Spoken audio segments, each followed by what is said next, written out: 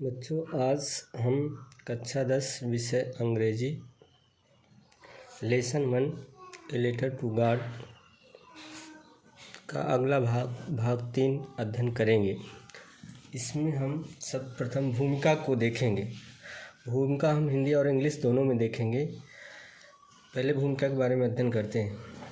कभी आपने भगवान को चिट्ठी लिखने की सोची है? Question mark. कक्षा 10 की अंग्रेजी की पहली कहानी ए लेटर टू गॉड एक ऐसे किसान की भावनात्मक कहानी है जो पूरी उम्मीद और विश्वास के साथ भगवान को पत्र लिखता है। इस पाठ के माध्यम से हमें न केवल ईश्वर में विश्वास की ताकत का अनुभव होता है, बल्कि यह भी समझ में आता है कि इंसान की भलाई भी खुद भगवान जैसे हो सकती है। लेखक इस कहानी के जरिए हमें सिखाते हैं कि सच्चा विश्वास कभी हार नहीं मानता।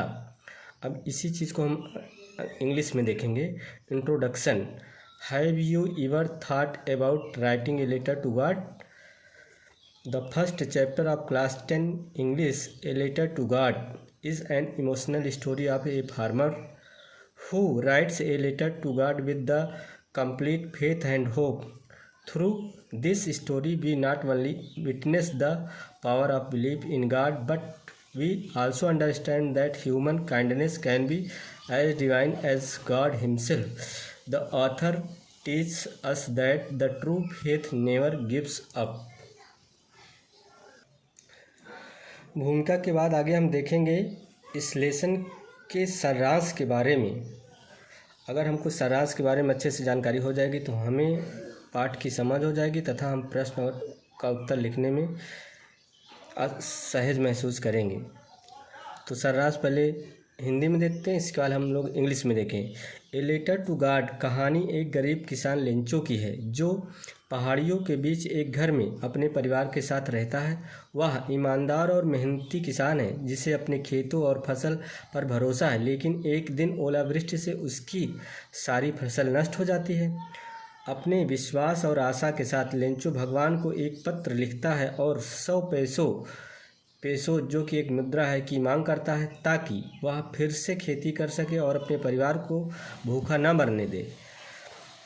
आगे फिर देखते हैं। डाकघर के कर्मचारी उसकी सच्ची श्रद्धा देखकर दयालुता से प्रेरित होते हैं और चंदा इकट्ठा करके उसे पैसे भेजते हैं। हालांकि वे पूरी राशि इकट्ठा नहीं कर पाते। जब लेंचो को कम पैसे मिलते हैं तो वह सोचता है कि भगवान ने पूरे पैसे भेजे थे, लेकिन डाक कर्मचारियों ने कुछ चुरा लिए। वह फिर से भगवान को पत्र लिखता है और कहता है कि इस बार पैसे सीधे भेजना, डाकघर वालों पर भरोसा नहीं किया जा सकता। इसका मुख्य संदेश क्या है इस कहानी के माध्यम से?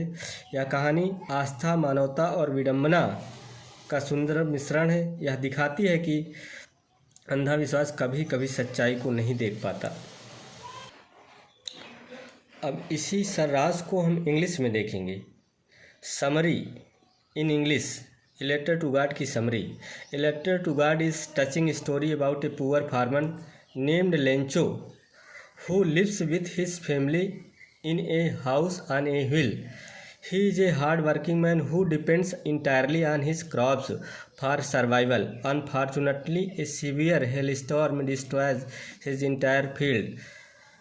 Next, आगे Lencho having a great faith in God writes a letter asking for 100 pesos to sow his fields again and support his family. The postmaster and the other employees are moved by his faith and collect money to help him. They send him some money to help him. They send him some money, though it's less than what he asked for. When Lencho receives the letter with less money, he becomes angry and thinks that the post office employees stole the rest. He writes another letter to God asking not to send the money through the post office again. Moral of the story: the story beautifully portrays faith, kindness and irony.